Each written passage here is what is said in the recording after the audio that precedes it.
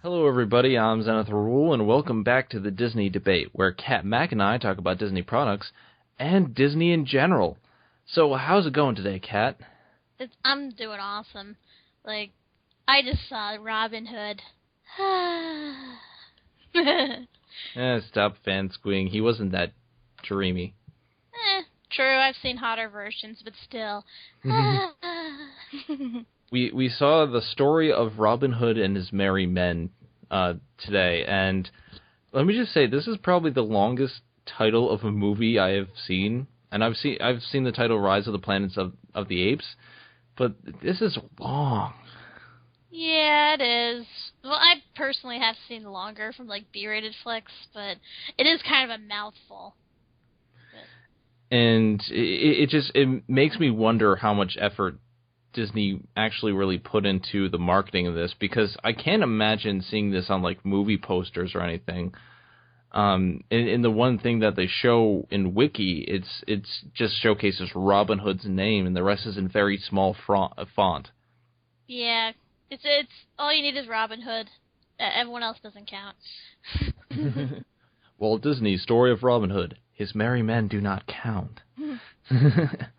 And the king.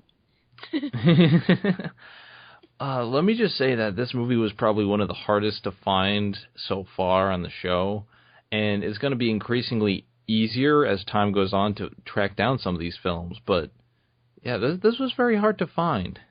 Yeah, surprisingly. I mean, given the bazillion Robin Hood adaptations, you'd think that somebody would have a collection of it, but no, this one we had to really dig down, and the best we could find, the sound was off. We kind of just had to tilt our heads away and just kind of listen and look out the corner of our eyes in order to not get distracted by the offness of the lip syncing. But I do have to say, I enjoyed this. I enjoyed this film quite a lot. Well, I did too. I actually thought it was a lot better than Treasure Island. And it seemed that they learned quite a few things from Treasure Island. One, pirates are cool, but setting things in medieval times are much cooler.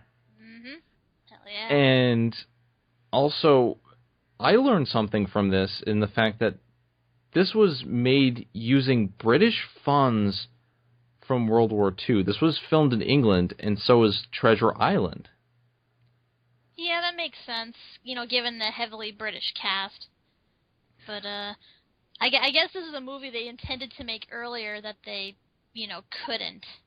And then, I have a feeling it probably didn't turn out the way that they wanted to. But, I think they did decent with what they had. Yeah, I think, they used a lot of this, after World War II funding really well. The costume design is very well handled. I believed every character was who they were. And just the feel of it. It felt medieval. You had the castles look like castles, and the countryside. I don't know if they filmed on location in a certain countryside or whatever, but it felt like a countryside. You felt like you were in Robin Hood medieval times. Well, I'm pretty sure they shot, on scene with, an actual, castle and everything. It wasn't just, sets, gussied up to, resemble a real-life castle. They probably did, have to go, throughout, entire woods to find, the perfect landscape. And so, the big thing here is that Treasure Island felt like Treasure Island in terms of the way it looked, but there were some problems we saw with the lighting and with a little bit of the sets that you could see were backdrops. Here, it seems much more professionally done. The lighting is better, the sets seem more realistic. It actually seems like much more budget was put into this than Treasure Island was. I actually think the acting's a little better, too.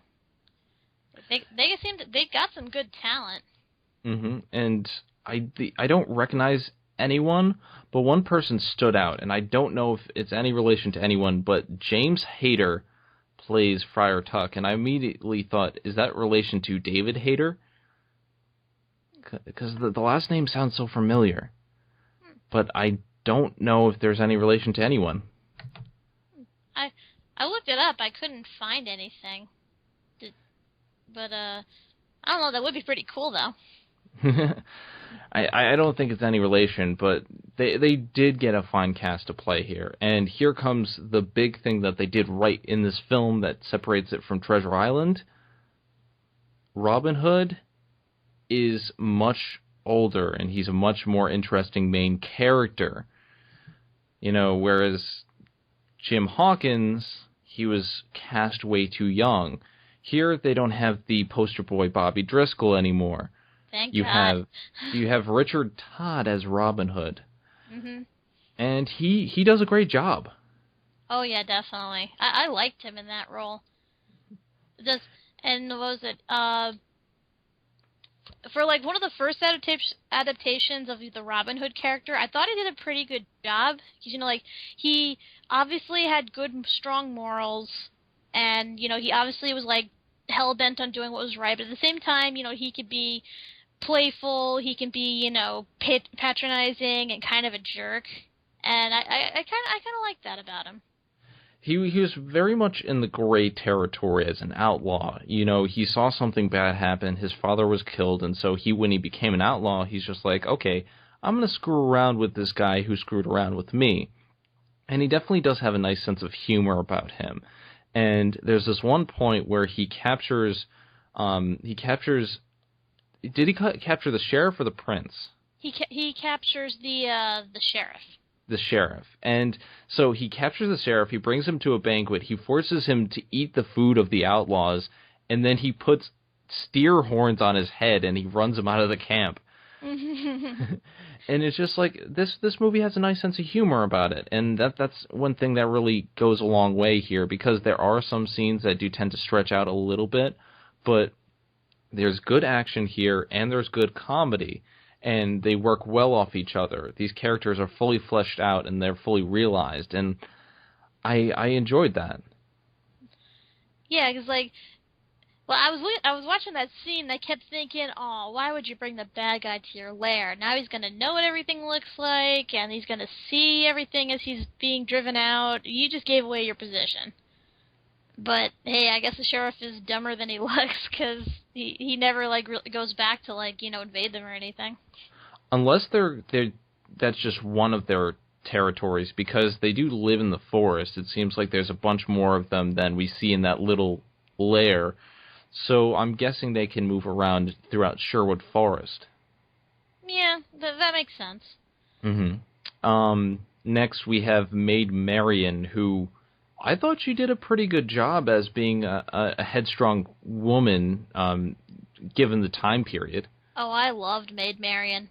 That was one of my biggest complaints about Treasure Island. There were no female characters whatsoever. The entire thing was one big sausage fest. And this one, you have Maid Marion, but here's the really cool thing. They really don't make her out to be a damsel in distress as much as she is made in later films. She's not defined by her gender in this film. Just the fact... And in fact, there's another character, the Queen, who doesn't have the same problems that women have. She's treated like an equal. They both, Maid Marion and the Queen, have equal say in what's going on, and they aren't viewed in the film like they're female. They're genderless. Mm-hmm. Yeah, I mean, it is brought up once in a while, like when Marion decides to go off in search of Robin Hood, and the Queen won't allow it, because because he said that her father wanted her to be protected. So that kind of does fall into sort of the, the weak the female vision people have, but she sneaks out, and even after that, the Queen's not really that pissed off. She's actually kind of impressed that she's able to do it. Mm-hmm. And yeah, like I said, Maid Marion is very headstrong. She can go toe-to-toe with Robin Hood, and in fact, they play off each other really well. Their relationship is natural in the course of the film. Yeah, I mean, this is the first Disney film I've seen where I did not have to use the phrase, "I have just met you and I love you." Yeah, the first fully fleshed out Disney romance. Yeah, because, like, they grew up as kids, they became friends, they became, playmates, and then, after spending some time apart and becoming their own individuals, they meet up again and establish a different relationship and eventually fall in love. And I like that. I It thought makes sense. Yeah, I thought it was really well done. Because, like, you actually want to see them get together. I was rooting for them. I'm just like, okay. And, when she first finds out that he's Robin Hood and he's an outlaw, you think, oh, maybe she's going to turn against him. But no, she just has to learn that what he's doing is for the right reasons. And she gets to see his band of misfits and see what he's doing is the right thing. Yeah, and it's true she does kind of fall into the damsel in distress because she does get kidnapped at one point, but it's very brief. And, she does fight a lot of the way. And she does dress up as Robin Hood at the end. Yeah, she actually wears pants, or tights, I should say.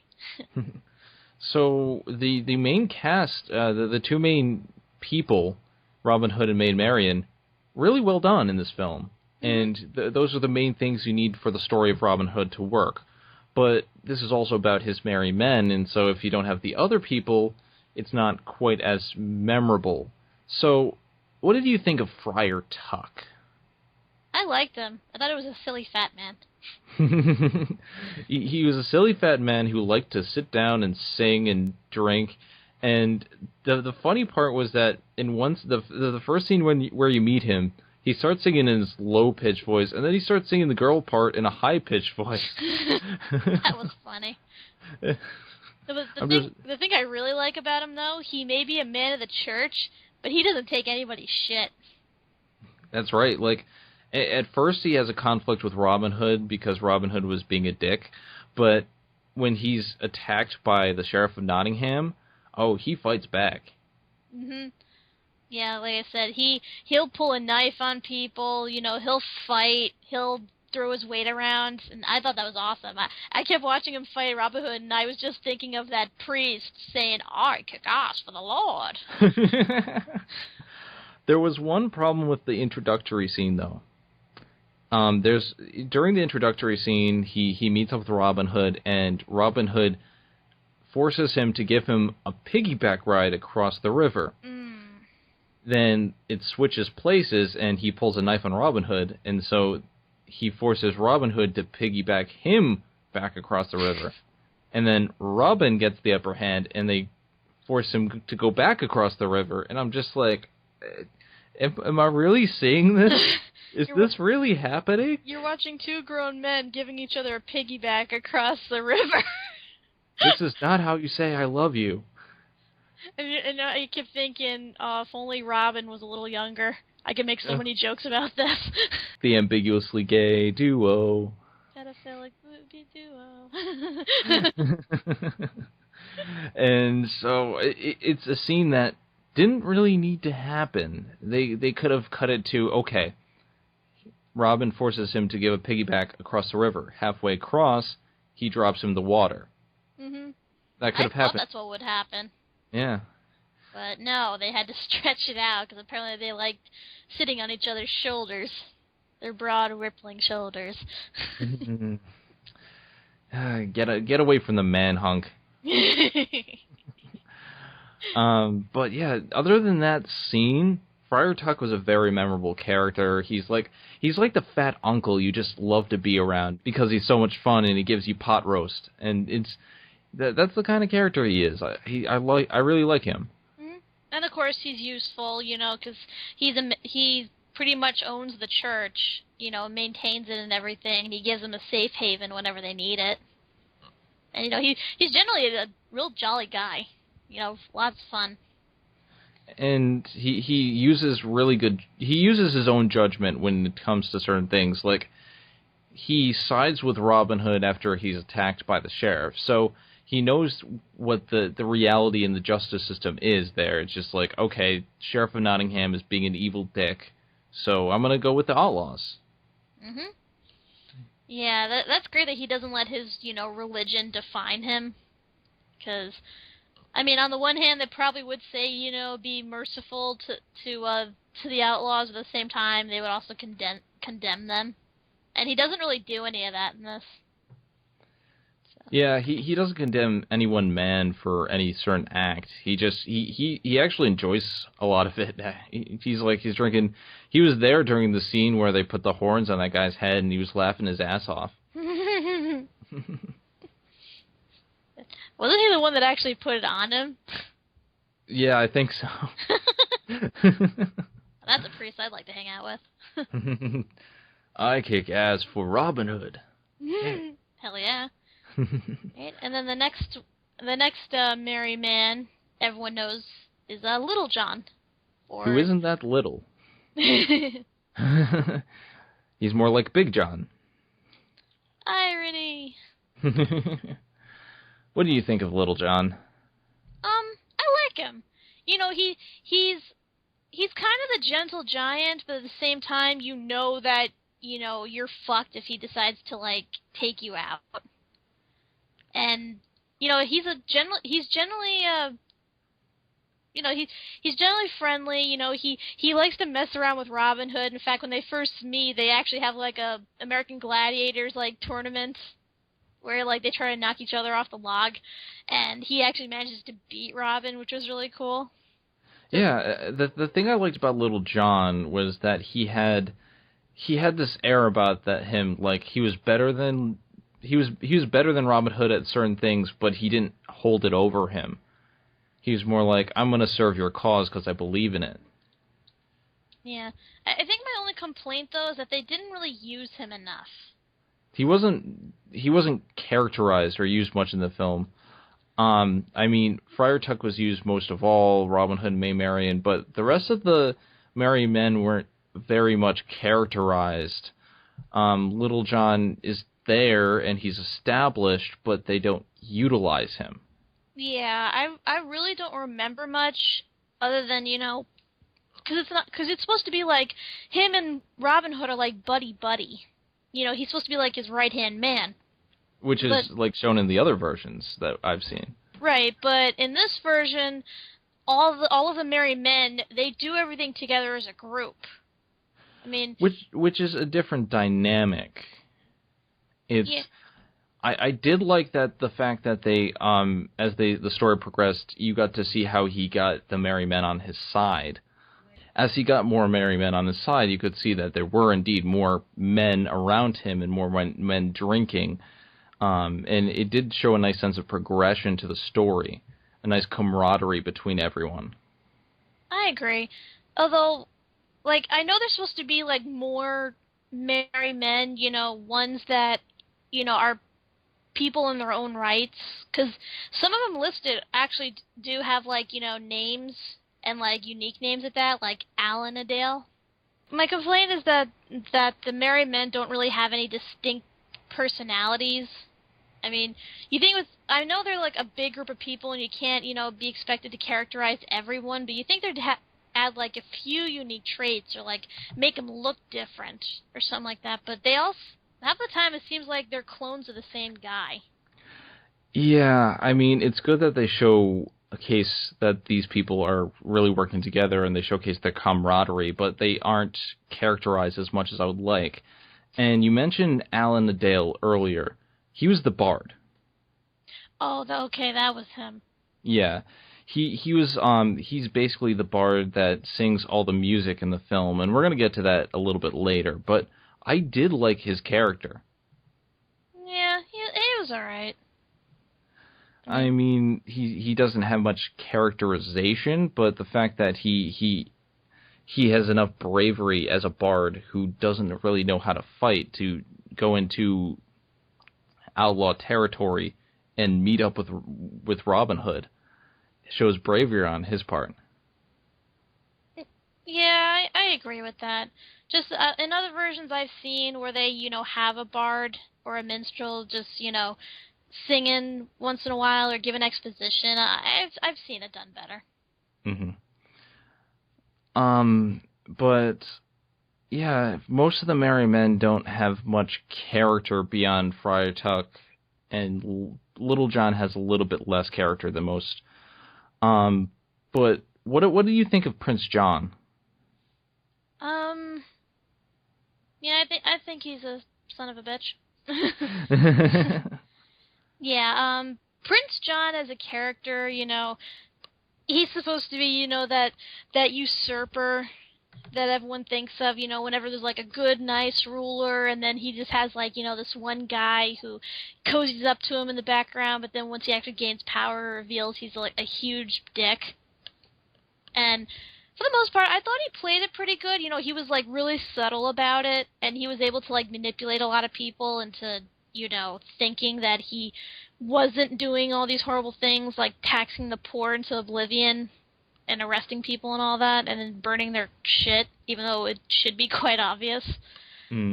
As far as Disney villains, though, as far as Disney villains go, though, I didn't find him that memorable. The actor is very good. The actor is very enjoyable. Mm-hmm. But he doesn't do many villainy things besides taxing the people. Yeah, I think with this, they were just trying to go for, like, the subtle politician. Because, like, his whole performance, is just subtle. Because, I mean, if you compare him to, like, later versions where he's either, like, over the top or just flat out evil. Yeah, I like him better than the cartoon version where he's a very whiny, selfish lion. Yeah, but he was like played so over the top and just, so cartoony you can't help but just laugh. Yeah, he was very laughable. He wasn't threatening. This Prince John in this movie is threatening. You can tell how he's able to get people on his side. He's commanding, and when he's being sinister, he is being sinister. Mhm. Yeah, and I guess the way that makes him a little more scary, because you know that he could easily make it so that, you get an arrow to the knee, and you'll never get back up. I was watching the story of Robin Hood and his merry men until I took an arrow in the knee. Damn you, Robin! So and what about the sheriff? What do you think of him? Again, like with the prince, he's kind of downplayed a lot. Again, his evilness is subtle, but it's a little bit more obvious since he's, the actual enforcer. And, it's quite obvious that he's out just for the money and for his own, satisfaction of putting others down. And, like, to a degree, he could be threatening, but it's just, I don't know, because, like, I've seen other Sheriff of Nottinghams and how, clever they would be about trying to capture Robin Hood and luring him into traps, and generally being a real legitimate threat. And this guy, I didn't quite feel it. Yeah, he doesn't seem very capable, and I think he's the weak link that actually gets them to capture Prince John in the end. Yeah, because he's like very cocky, and he doesn't consider the fact that, Robin Hood is stealthy and cunning as hell. Because he seems to underestimate him a whole lot. Like, he doesn't really, like, think ahead with any of, like, the plans. Mm-hmm. He doesn't. He's not as smart as Prince John is in this version. Yeah, I mean, and of course in other versions, like, there are times where, like, he'll fake being, friendly to people when he's actually stealing money from behind their back, or he'll, flat out knife somebody as an example of what happens when you don't pay taxes. And in this, he just, he's just a guy on a horse who's saying, "Give me your money or we'll burn your shit." So overall, I think it's kind of a mixed bag in terms of characterization. We have really good main cast, but the side characters don't really get as much characterization. They're enjoyable to watch, but they are on the back burner. Yeah, because, like, it seems like all the writing went into, the main leads. And even then, with the case of Robin Hood, he's kind of missing for good portions of the story. That's true. Yeah, because like we learn about everything that's happened through the Bard. You know, it's not like we see Robin go through any, emotional turmoil or make some sort of decision that leads him to where he is now or anything like that. He just, goes from point A to point B, and we're just expected to know how he got there. And I think that's a little bit of the problem in the story. I think it should have either been just following him, or it could have been like more of a character study in everyone else. Um, we get this good opening where we get to see his childhood, we get to meet Maid Marion, we get to see the Queen and all the subjects around the castle. That was well done. And then he kind of disappears and comes back, and he turns into Robin Hood. And it's good that in this version that we actually get to see his childhood. Most versions don't do that as much. Mm-hmm. But in the middle, we don't really get a lot of him, and so when he re-enters the picture, as he looks different, and I didn't recognize him at first.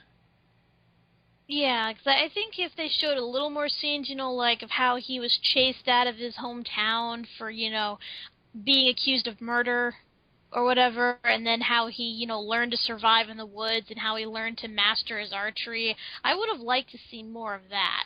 But we don't get any of it. It's just, here's him, his father dies, he escapes, we hear some exposition from the Bard, and the next time we see him, he's in the forest with his band of merry men, just, standing there proudly with his arrow. So. Yeah, it's a little bit underwhelming in the middle, but I think the ending really is where it comes to light, where we see him building up his band of merry men, and then as they slowly get to his side, and then we get some really nice action scenes where we see a bunch of them come from the bushes and like start firing arrows. And well, like you said, the action is a little bit choreographed.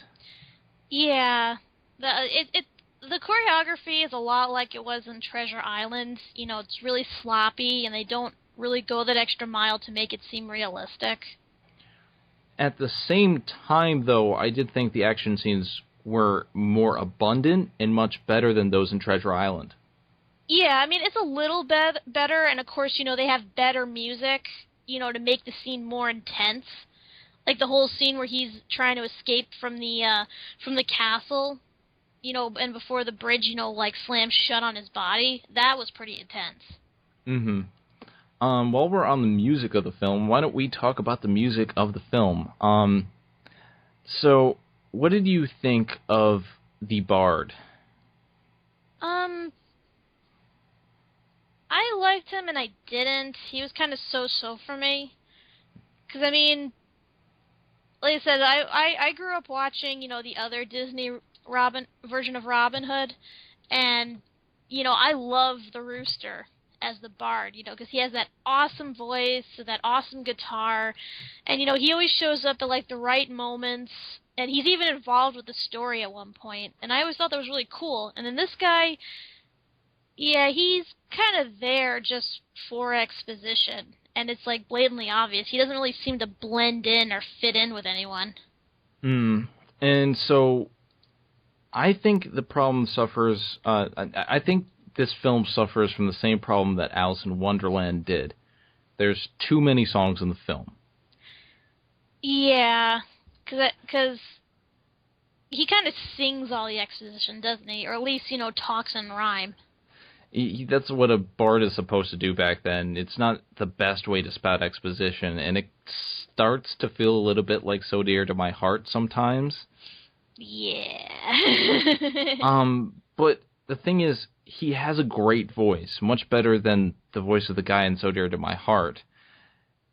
And what's that? Yeah, I agree. Definitely. And it's much more enjoyable to hear it, but at the same time, it still doesn't have any lyrical quality to it. It's lyrical exposition. It sounds pretty. It's very flowery, and it has a nice atmosphere to it, but it doesn't have any weight to it. Yeah. Personally, I think we would have been more entertained if those minstrels from Monty Python came out and started singing, "Bravely bold Sir Robin went forth in Camelot." I kept singing that throughout the film. I'm like, brave, brave Sir Robin ran away. No! I didn't! Because that would have been so appropriate, too.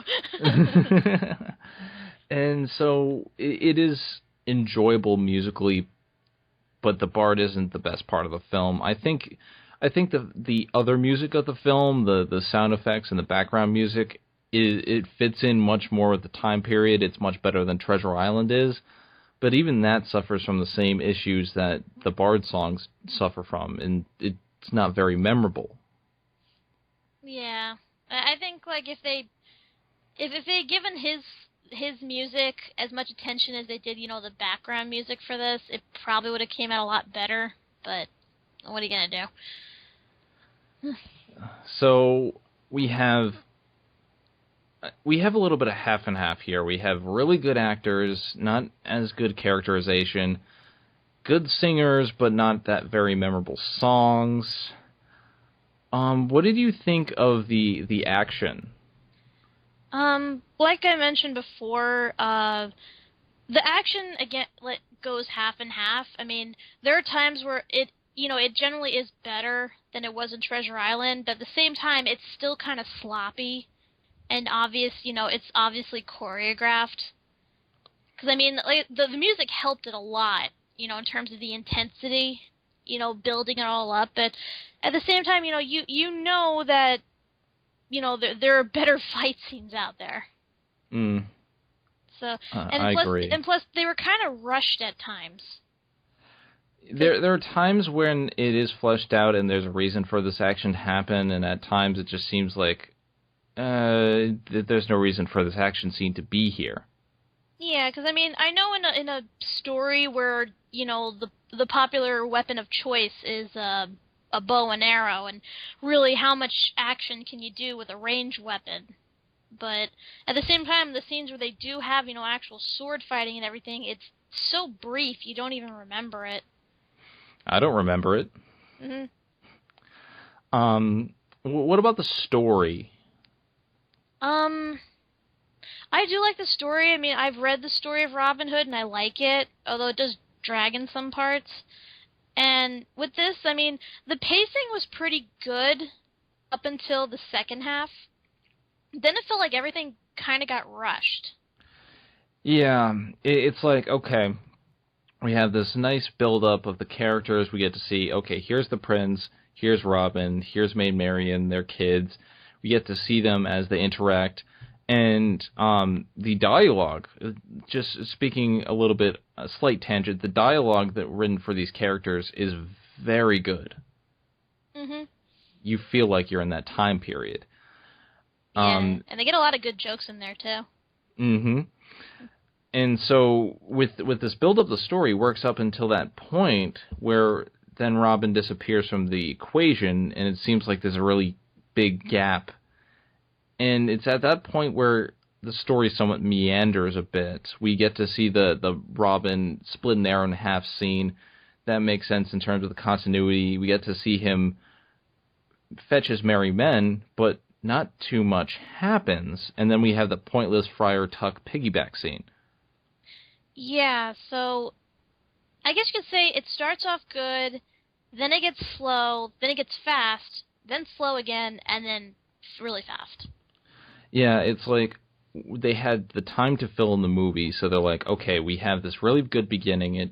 People don't really care about the middle if the ending is okay, so we're going to meander a little bit, pat it out a little bit, and then we're going to put back into the fact that, okay, everyone hates Prince John. Let's make him the main antagonist, bring him out. Because up until that point, Prince John really didn't do too much other than the sheriff coming in. Yeah, he didn't. And, in fact, he doesn't really... After they foiled his last plan, he's pretty much gone from the movie. They lock him in the basement and, leave it at that. It's actually... The sheriff actually does a lot of the stuff in the film. He's the one who goes and tries to take out Robin Hood himself. he's the one who hatches the plan of, okay, we'll take Maid Marion away and send her out, and we'll pin this robbery of the king. Well, they pin a robbery on Robin Hood, and it makes sense, because they dress up like Robin Hood's outlaws, and they try to pin it on him, but it backfires because Robin Hood is psychic, and he knows exactly what's going on. Well, it was not that he was psychic. One of his men just happened to stumble upon the sheriff's men as they were changing into costume, and seeing that they were putting on their type of clothes, he kind of put two and two together, and remembering that they're shipping money overseas to free the king who was being held for ransom, he realized, oh shit, we should get on this. Mm-hmm. And so it has a nice payoff in the fact that, like, okay, we see the people side with Robin Hood, and we see him win. And I did enjoy the ending where the king comes up to them, and they don't know it's the king. Mm-hmm. They think it's one of the guards trying to arrest Robin Hood, and they all protect him, and then he unhoods himself, and they show he's the king, and he's come to thank them for everything they did. And I thought that was a nice build-up to that, and a nice reveal. Mm-hmm. It was unexpected, too. And I think it was also a cool way, of him to test their loyalty, because, had they been, a band of murderous thieves, they probably would have just killed him right there. Yeah, that's true. And I just think it was a great way to end it. Overall, though, I've seen better versions of the Robin Hood story that was much more, much better paced. I think the pacing could have been a little bit better. Yeah, I think if, they had elaborated more on the characters, cut out some of, the more padded scenes, and, done better with the choreography and in planning out, the big climax and everything, it would be like a really good action flick. Yeah, and for its time, I think it did pretty well. Mm-hmm. That's it. I enjoyed it a lot. I enjoyed it more than Treasure Island and, the other live-action stuff we've seen so far. It's definitely better than So Dear to My Heart. Blech. It is definitely better than The Reluctant Dragon. Die in a fire. So true. And it's an all-around really good film. Yeah, it makes me wonder though, if they originally wanted to do the animation first, or the live action first, considering that they did both.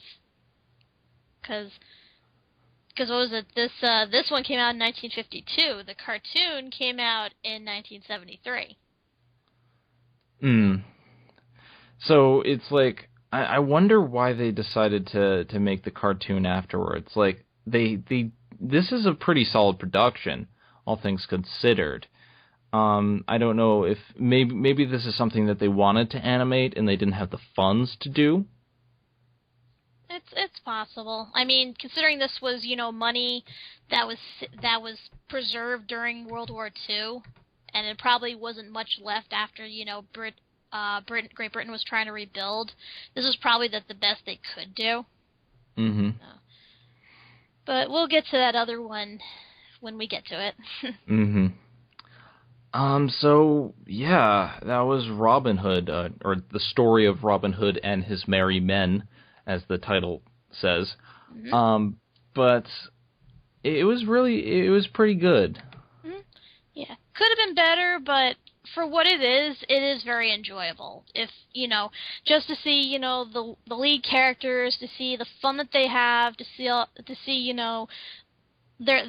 some of the action parts, and some of the characters that you all know and love, those parts are worth watching. Mm-hmm. So if you can find it, watch it. But next time we are going to be delving into the territory of it's basically a second Reluctant Dragon. Really? Oh, that. Yeah. Yeah, you blocked it out of your mind for a reason. Yeah, and you made me remember, you bastard. We're going to be talking about the show Adventures in Wonderland, and dear God, Oh, my head. The Reluctant Dragon was bad. So Dear to My Heart was bad, and Cinderella too. They were bad. This is on par, but it's a television show, and so the pain is continuous. It doesn't end after an hour. We've only watched a handful of episodes so far, and I want to rip my brain out of my head. Help me! But that will be next time. Stay tuned for more shenanigans next time. But until then, thank you guys for watching the Disney Debate. If you have any comments, criticisms, suggestions, or Disney movie suggestions that aren't in main Disney canon but are distributed by Disney, please let us know at zenithrule.blip.tv in the comments thread. Or, if you don't want to do that, you can always follow us at Twitter at twitter.com/zenithrule and twitter.com/EphraimTRabbit. Or if you don't like Twitter, or if you think Twitter's for squares like pants, you can always follow us at Facebook at facebook.com/zenithrule and facebook.com/catmac. But until then, I am Zenith Rule. And I am Kat Mac /EphraimTRabbit/CatTCritic. Thank you for watching the Media Meltdown. Don't forget to like, comment, and subscribe for more awesome videos. And if you like what you see, show your support on the Patreon page at patreon.com/Media Meltdown. See you all next time on the Media Meltdown.